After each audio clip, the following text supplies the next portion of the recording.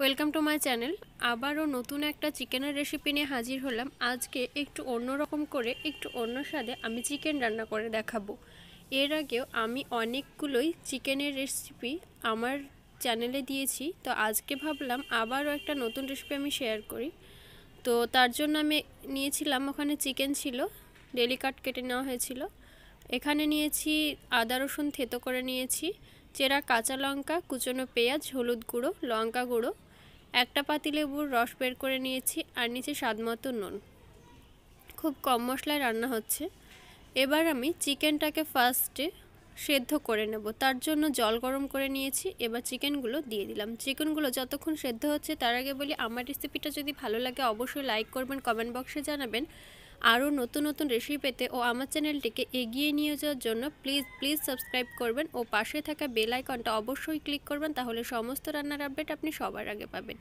এখানে আমি লবণ দিলাম স্বাদমতো। এবার আমি চিকেনটা সেদ্ধ করে নেব। চিকেনটা সেদ্ধ হওয়া পর্যন্ত আমি ফিরে এলাম। চিকেনটা সেদ্ধ হয়ে গেছে।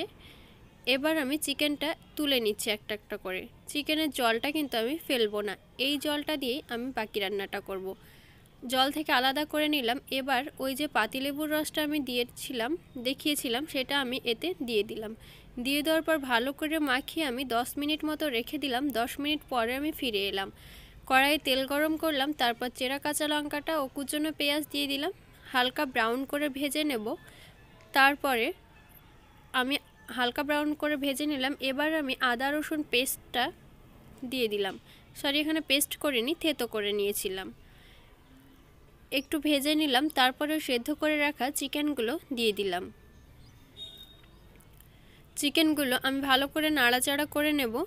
এইভাবে চিকেনটা কিন্তু আস্তে আস্তে কষাও হয়ে যাবে।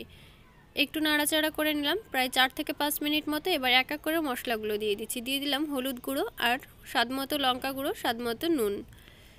এবার আমি যে স্টকটা রেখেছিলাম সেই স্টকটা মাঝে মাঝে দেব, এবার কষতে থাকবো, তাহলে তলায় ধরবে না এবং মশলাটা পুড়ে যাওয়ারও সম্ভাবনা থাকবে না। এইভাবে প্রায় 5 থেকে আমি 7 মিনিট মতো কষে নেব। ভালোভাবে কষানো প্রায় হয়ে গেল। এবার আমি তেলটাও ছেড়ে গেছে দেখুন। এবার সেই চিকেন সেদ্ধ করে রাখা জলটা দিয়ে দিলাম।